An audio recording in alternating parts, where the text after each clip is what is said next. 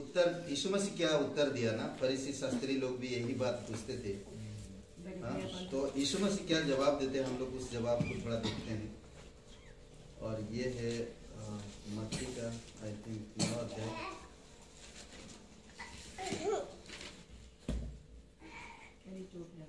मत्ती का 9 अध्याय हम लोग पढ़ते हैं 9 वचन से लेकर 13 वचन तक, ठीक है। और 12 13 वचन को हम लोग गौर करते हैं। 9 से लेकर 13 तक पढ़िए। 9 अध्याय का 9 वचन से 13 तक। छोड़ना नहीं, मुख्य बात हमें 12 और 13 वचन पे मिलेगा। वहां से आगे बढ़कर यीशु ने मत्ती नाम एक मनुष्य को महसूल की चौकी पर बैठे देखा और उससे कहा, मेरे पीछे हो ले। वह उठकर पीछे हो लिया। और जब वह घर में भोजन करने के लिए बैठा तो बहुतेरे महसूल लेने वाले और पापी आकर यीशु और उसके चेलों के साथ खाने बैठे। यह देखकर फरीसियों ने उसके चेलों से कहा, तुम्हारा गुरु महसूल लेने वालों और पापियों के साथ क्यों खाता है? उसने यह सुनकर उनसे कहा, वैद्य भले चंगों को नहीं परंतु बीमारों को अवश्य है। सो तुम जाकर इसका अर्थ सीख लो कि मैं बलिदान नहीं परंतु दया चाहता हूँ, क्योंकि मैं धर्मियों को नहीं परंतु पापियों को बुलाने आया हूँ।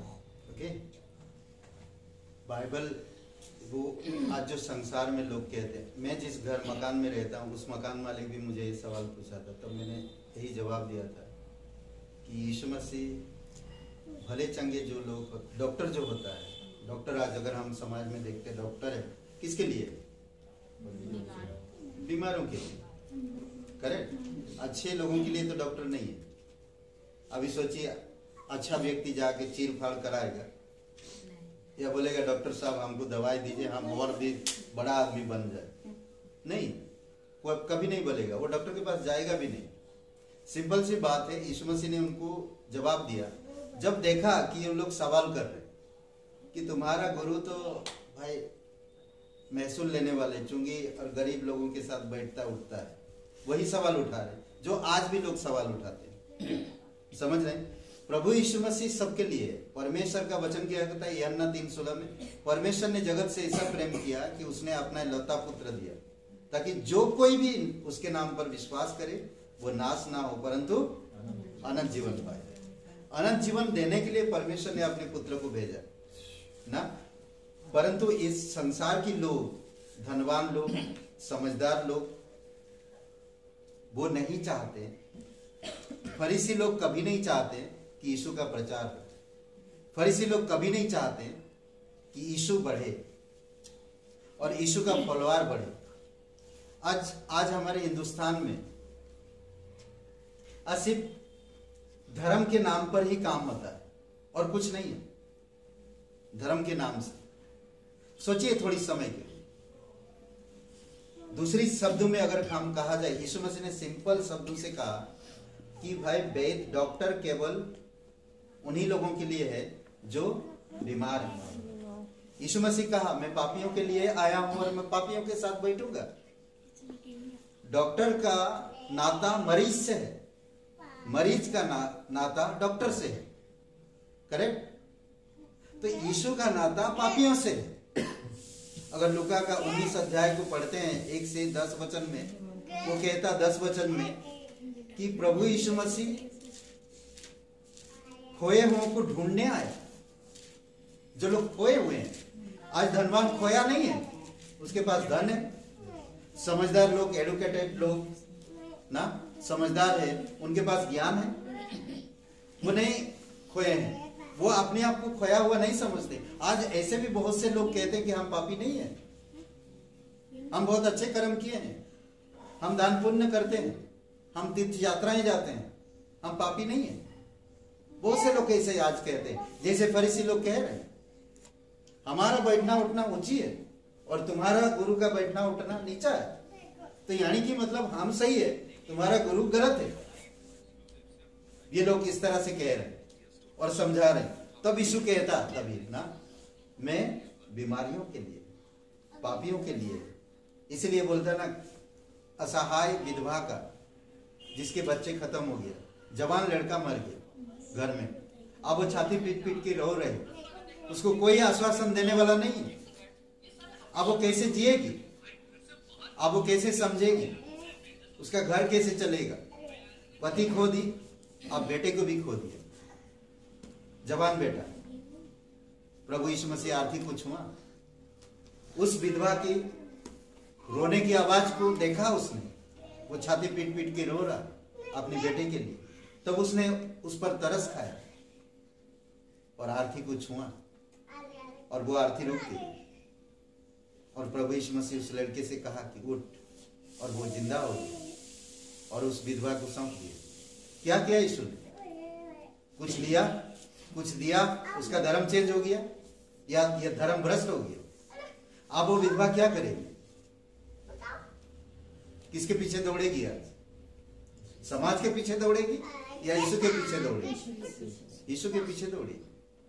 कई बार हम मुसीबतों में गुजरते हैं, डॉक्टर को पैसा दे देकर परेशान हो जाते हैं, इस समाज को समझाते समझाते परेशान हो जाते हैं, पर जब यीशु आता हमारे जीवन में आश्वासन लेकर आता, एक आश्वासन देता, एक उद्धार देता, मुक्ति मिलती है हमें, तो क्या होता? हम उसकी धन्यवाद करते हैं। आज हम उसका फलवार है, हमारा नाम वही है, हमारा खाना पीना वही है, हमारा पहनना वही है। क्या हम यीशु को विश्वास करने से हम अंग्रेज बन गए? लोगों का सवाल, यीशु मसीह जवाब देता, क्या कह रहा? मैं बलिदान नहीं दया चाहता, मैं बलिदान नहीं दया चाहता। मेल मिलाप का प्रभु है। आज क्या होता, लोग बलिदान करते ना, बलिदान क्या करते? चढ़ावा चढ़ाते, अपने आप को दिखाते हैं कि हम कितना धर्मी हैं। बहुत सारे लोग आज ये कैथोलिक चर्चों में जाकर बैठिए, एक दिन देखिए, लोग इतना कपड़े अच्छे से पहन कर आते हैं प्रार्थना के लिए। परमेश्वर कपड़ा देखेगा? परमेश्वर आपकी साज सज्जा को देखेगा?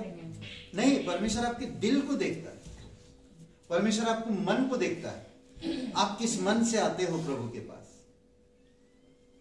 हम लोग देखे, मैं कई बार देखा, कैथोलिक चर्च में जाकर लोग माथा टेक रहे हैं, पानी इधर इधर लगा रहे हैं, पवित्र बन जाए, पानी उड़ा रहे हैं, शांत बैठ रहे हैं, रो रहे हैं। प्रभु यीशु मसीह ऑलरेडी आपके लिए सब कुछ कर चुका है। यूहन्ना का 19:30 में कहता है कि पूरा किया, पूरा हो गया, सब कुछ पूरा हो गया। आज हमें कुछ करने की जरूरत नहीं, सब कुछ पूरा किया। और बातें कहता उसमें 13 वचन में, इसीलिए तुम जाकर इसका अर्थ समझो, मैं बलिदान नहीं बल्कि दया चाहता हूं। मैं बीमारों, वैद्य केवल बीमारों के लिए, वैद्य केवल बीमारों के लिए है, भले चंगों के लिए नहीं ना। इसीलिए इसके अर्थ तुम समझ लो, मैं बलिदान नहीं परंतु दया चाहता हूं, क्योंकि मैं धर्मियों को नहीं परंतु अधर्मियों को बुलाने आया। आज जो कहता मैं अधर्मी और पापी इंसान हूं, तो वही यीशु के अनुयायी होंगे। जो अपना पाप मान लेगा, रोमियो का 10 अध्याय में कहता है 9 और 10 वचन में, जो मुंह से अंगीकार करेगा, हृदय से ग्रहण करेगा कि यीशु ही प्रभु, तो उसका उद्धार होगा। पढ़िए जरा, खूबसूरत वचन है ये, रोमियो का 10, 9, 10 का 9 या 9 का 9 10 देख लीजिए, पढ़ यदि लीजिए। तू अपने मुंह से यीशु को हाँ। प्रभु जानकर अंगीकार करे और अपने मन से विश्वास करे कि परमेश्वर ने उसे मेरे मरे हुए में से जिलाया, तो तू निश्चय उद्धार पाएगा। ओके, सिंपल सी बात है। यीशु मसीह ने कहा, जो कोई इंसान यीशु मसीह को अंगीकार करेगा मुंह से कि यीशु ही प्रभु है, और हृदय से स्वीकार करेगा कि वो परमेश्वर का पुत्र है, तो उद्धार पाएगा। अद्भुत है। दूसरी बात हम देखते हैं, क्योंकि धार्मिकता के लिए मन से विश्वास किया जाता है और उद्धार के लिए मुंह से अंगीकार किया जाता है। आज अगर अंगीकार नहीं करते हम मुंह से कि यीशु प्रभु है, तो हमारे अंदर वो आत्मा नहीं है। समझ रहे? यीशु ही प्रभु है और हम उसी की आराधना करते, हम उसी की उपासना करते। कोड़ी व्यक्ति यीशु के पास आकर कहता कि प्रभु मुझे शुद्ध कर, तू कर सकता है।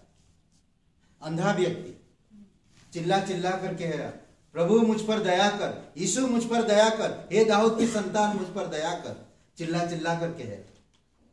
क्यों? वो समाज उसको दया नहीं किया, फरीसी शास्त्री लोग उसका मदद नहीं किए। सोचिए, चुंगी लेने वाला इतना बड़ा व्यक्ति ना, उसी अध्याय में 8 अध्याय में मत्ती की देखेंगे तो वहां पर कोढ़ी व्यक्ति ठीक होता है, शुद्ध हो जाता है। और वो सूबेदार एक था, उसने तो यीशु को घर में भी आने नहीं दिया, कहा कि तू सिर्फ कह दे प्रभु, मेरे दास जो बीमार है वो ठीक हो जाएगा, सिर्फ कह दे। इतना विश्वास था उसको। जब हम नम्र होते हैं, यीशु के पास आते हैं और यीशु हमारी सुनता है, विश्वास के साथ यीशु हमारी सुनता है। यीशु मसीह उन लोगों के लिए है जो अपने आप को गिल्टी महसूस करते हैं, पापी अपने आप को समझते, पाप की गुलाम में पड़े हैं, हम अधर्मी हैं ना। देखेंगे लूका का 18 अध्याय में 2 व्यक्ति प्रार्थना करने के लिए आते हैं गिरजाघर में, प्रार्थनालय में आते हैं 2 व्यक्ति, एक फरीसी है और एक गरीब मजदूर है, गरीब व्यक्ति। दोनों आते हैं और प्रार्थना करते हैं, दोनों व्यक्ति आकर, और वहां पर देखते हैं एक व्यक्ति का प्रार्थना स्वीकार होता है, एक का स्वीकार नहीं होता है। जो अपने आप को धर्मी कहता है इस संसार में, उसकी प्रार्थनाएं सुनी नहीं जाती। मैं पौलुस इसलिए कहता, मैं कुछ भी नहीं हूं, मैं कुछ भी नहीं हूं, मैं जो कुछ भी हूं परमेश्वर की अनुग्रह से, परमेश्वर की अनुग्रह से। समझ रहे हैं? जो इंसान अपने आप को दीन करता कि मैं पापी इंसान, प्रभु मेरे पास वो योग्यता नहीं कि मैं ऊपर सर उठा के तेरी महिमा करूं, मुझ पापी पर दया कर, तो वो दया होता है। समझ रहे? अद्भुत है। अभी जैसे भैया बता रहे लूत के जीवन में ना, पूरी गंदगी में था लूत। वो शहर, वहां के लोग, वहां की भाषा, वहां की आचरण बहुत ही बुरा था। वहां आदमी आदमी से शादी करते थे, औरत औरत से शादी करते थे। वो शहर ऐसा था, ऐसा शहर था वो जहां पर लूत रहता था। परंतु लूत परमेश्वर का भय रखता था और लूत से परमेश्वर प्यार करता था। आज भी आप और जो मैं यहां पर बैठे हैं, कहीं ना कहीं आप और मैं इस बुरे संसार को देखकर कहीं ना कहीं गिल्टी फील किए और अपने आप को गिल्टी महसूस भी किए और परमेश्वर का भय भी रखे। तभी परमेश्वर आपको मुझे बुलाए, तभी आज हम उसकी बात सुन पा रहे हैं, तभी आज हम कह रहे हैं, मुंह से अंगीकार कर रहे हैं कि यीशु तू ही सच्चा जीवित परमेश्वर है, तू हमारा उद्धार करता है। फिर क्या किया परमेश्वर ने? लूत से प्यार करता था, लूत को निकाला वहां से और वो शहर नष्ट हुआ। आएगा एक दिन ये शहर भी वही पिक्चर है जो आज की दुनिया में है, वही पिक्चर से आज वही करते। आज एक आदमी कुत्ते से शादी किया, सोच सकते हैं?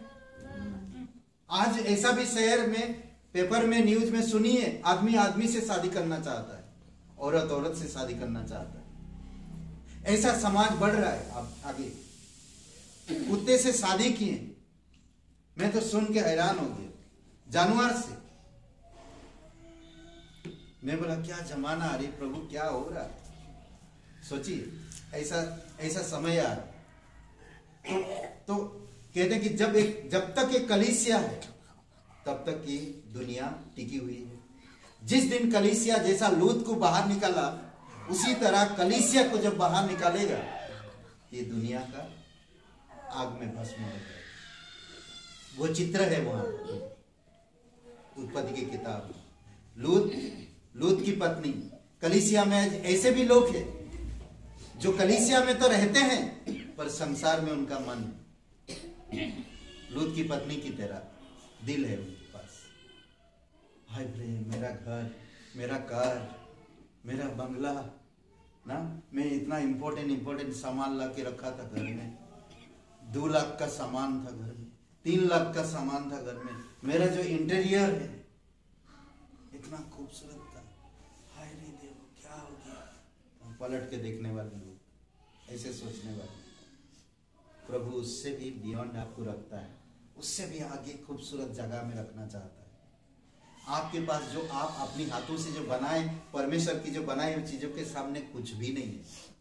तो इसीलिए हमें लूत की पत्नी की तरह हृदय नहीं करना, बल्कि हमें परमेश्वर की वचनों में हृदय को तैयार करना कि परमेश्वर तेरे आने का समय नजदीक है। दिन प्रतिदिन हम और भी गहराई में बढ़े, और भी गहराई में बढ़े, और तेरे भेदों को हमें बता कि हम समझ पाए।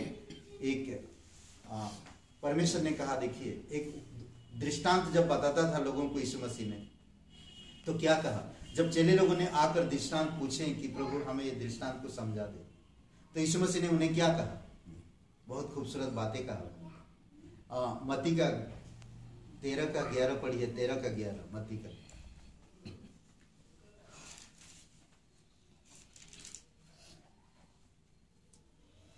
रोटी बन गई। मैं तुमसे सच कहता हूँ कि जो स्त्रियों से जन्मे हैं उनमें से मत्ती का 13:11।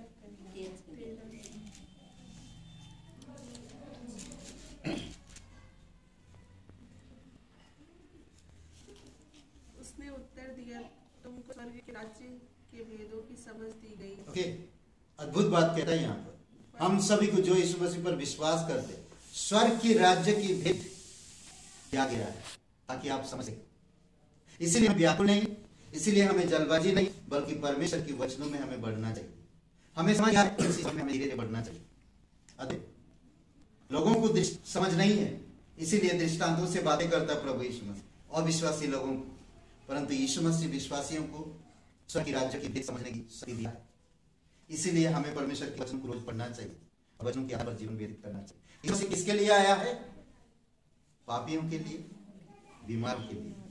यीशु मसीह वेदों का वेद है, खोयों को ढूंढने आया, ना बीमार पड़े हुए भेड़ों को ठीक करने आया, भटके हुए लोगों को सही मार्ग में लाने आया, निराशा में, अकेलेपन में, भूख, बिछड़े हुए, ना डिवाइड हुए, खोए हुए, धार्मिकता में भ्रमित थे, ऐसे लोगों को वो ढूंढने आया। प्यासे हैं लोग, भूखे हैं आत्मिक के लिए, आत्मा के लिए, इसीलिए परमेश्वर ऐसे लोगों को ढूंढना है। लूका का 15 अध्याय में भी कहता है कि प्रभु यीशु मसीह पापियों का मित्र है, पापियों का मित्र है। सोचिए, यीशु मसीह सिर्फ बीमारी, पापी, गरीबों के लिए नहीं, बल्कि सभी के लिए आया है, सभी के लिए। परंतु वो लोग, जो लोग यीशु की आवाज सुनकर मन को कठोर कर लेते हैं, अपनी धर्म, अपनी कर्म, अपनी तमाम परंपराओं में डूबे रहे, ये लोग कभी भी परमेश्वर के राज्य में प्रवेश नहीं कर पाएंगे। यीशु सबको पुकार रहा। अगर नीति वचन का 8 अध्याय पढ़ते हैं तो कहते हैं कि बुद्धि सड़क पर खड़े होकर पुकार रहा, सड़क पर खड़े होकर पुकार रहा। इसी मत्ती के 9 अध्याय में अगर आप पढ़ते हैं तो प्रभु यीशु मसीह कहता 9-10 अध्याय में, जब चेलों को 10 अध्याय में यीशु मसीह जब चेलों को भेजा प्रचार के लिए, उसने कहा कि यहूदिया में ही प्रचार करना, सामरिया या अन्य जाति में मत जाना। सबसे पहले हमें आपस में वो भाईचारा दिखाना जो परमेश्वर से हमें मिला है। तो यीशु मसीह ने उन्हें कहा कि मैं तुम्हें अंधेरा में बात किया, एक अंधेरा मतलब एक बंद कमरे में बात किया, परंतु तुम छत पर जाकर लोगों को बता कि मैं ही प्रभु हूं और यह सुसमाचार सबको सुना। यीशु मसीह सबके लिए आया, हर एक जाति के लिए। यूहन्ना 3:16 ये गवाही देता है कि परमेश्वर ने इस जगत से ऐसा प्रेम किया कि उसने अपना इकलौता पुत्र दिया। जो कोई भी उसमें कोई भी कैटेगरी के लोग नहीं, अमीर हो या गरीब, बीमार हो या अच्छे, बुद्धिमान हो या समझदार, बुद्धिमान हो या मूर्ख, समझदार हो या ज्ञानी, हर कोई इंसान, एडुकेट हो या मूर्ख, कैसा भी इंसान हो, अगर यीशु पर विश्वास करता कि यीशु ही मेरे पापों के लिए क्रूस पर जीवन दिया, कब्र में गया और तीसरे दिन मरे से जी उठा, तो वो उद्धार पाएगा। आमीन, वो उद्धार पाएगा। आइए हम लोग प्रार्थना करते हैं।